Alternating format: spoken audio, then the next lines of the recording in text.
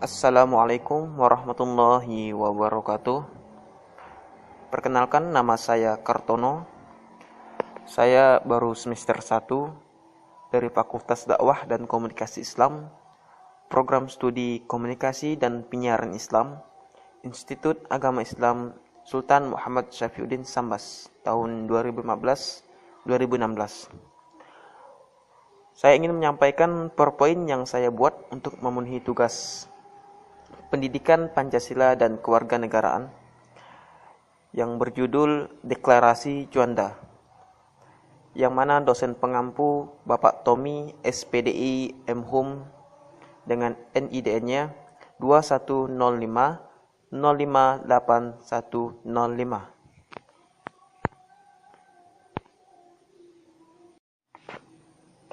Baik, untuk selanjutnya, Deklarasi Juanda tahun 1957.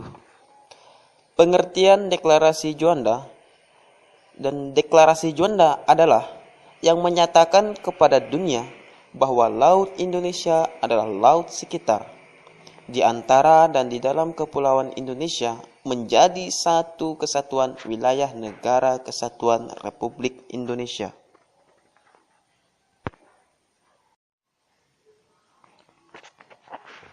Pencetus Deklarasi Juanda pada tanggal 13 Desember tahun 1957, yang mana dicetus oleh Bapak Insinyur Haji Juanda Kartawijaya.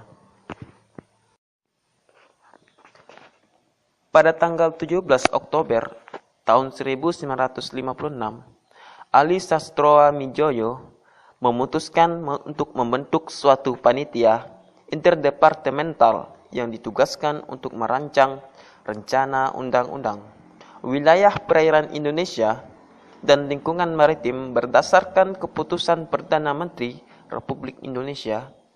Panitia itu di bawah pimpinan Kolonel Laut RMS Pirngadi. Setelah bekerja sama selama 14 bulan, akhirnya Panitia Pirngadi berhasil menyelesaikan konsep rencana undang-undang wilayah perairan Indonesia dan lingkungan maritim.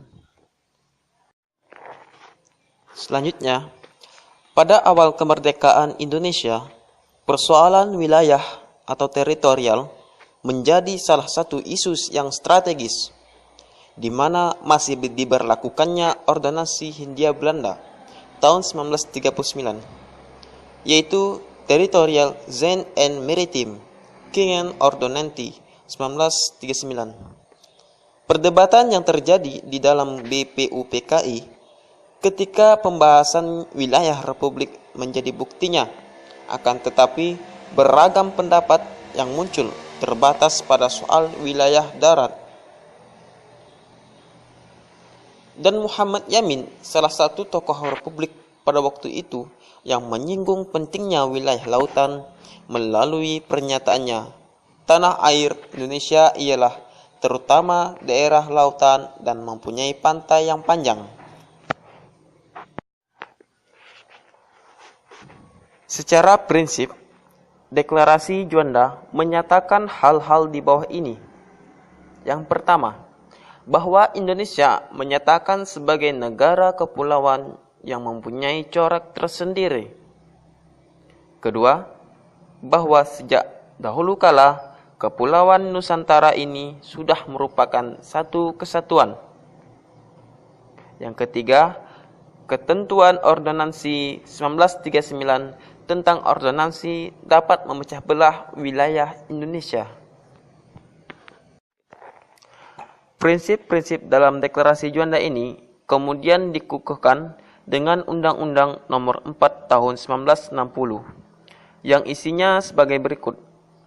Yang pertama, untuk kesatuan bangsa, integritas wilayah, dan kesatuan ekonominya ditarik garis-garis pangkal lurus yang menghubungkan titik-titik terluar dari kepulauan terluar. Kedua, termasuk dasar laut dan tanah bawahnya maupun ruang udara di atasnya dengan segala kekayaan alam yang terkandung di dalamnya. Ketiga, jalur laut wilayah laut teritorial selebar 12 mil diukur dari garis-garis lurusnya hak lintas damai kapal asing melalui perairan Nusantara. Dijamin tidak merugikan kepentingan negara pantai, baik keamanan maupun ketertibannya. Manfaat dari deklarasi Juanda bagi Indonesia sangat banyak. Hanya saja saya mengambil sedikit poin pentingnya saja. Yang pertama, laut-laut antar pulau pun merupakan wilayah Republik Indonesia. Kedua, tidak kawasan bebas, dan dari situlah negara Indonesia disebut negara kepulauan. Yang ketiga, bertambah besarnya perairan laut Indonesia. Yang keempat, perairan laut Indonesia yang kaya akan hasil laut menjadikan negara Indonesia sebagai negara yang kaya akan hasil lautnya. 5. Wilayah negara Republik Indonesia yang semulanya luasnya 2.027.087 km persegi, bagian daratannya, bertambah luas lebih kurang menjadi 5.193.250 km persegi, terdiri atas daratan dan lautan. Kita dapat melihat perairan laut Indonesia dapat dibedakan menjadi 3 macam. Yang pertama, zona laut teritorial. Batas laut teritorial ialah garis hayal yang berjarak 12 mil dari garis dasar ke arah laut lepas.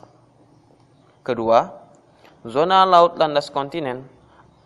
Landas kontinen ialah dasar laut yang secara geologis maupun morfologi merupakan lanjutan dari sebuah kontinen atau benua. Yang ketiga, zona ekonomi eksklusif atau kita sebut juga dengan ZEE. Zona ekonomi eksklusif adalah jalur laut selebar 200 mil laut ke arah laut terbuka diukur dari garis dasar. Secara makro dapat digambarkan bahwa ada 2 ketentuan yang mengatur masalah prosedur pemanfaatan kekayaan dapat diterapkan berlakunya. Yang pertama, hukum nasional, yang sepanjang wilayah lautan itu berada pada kekuasaan hukum nasional suatu negara. Hal ini sudah barang tentu prosedur perizinan pun diatur di dalam hukum nasional yang bersangkutan.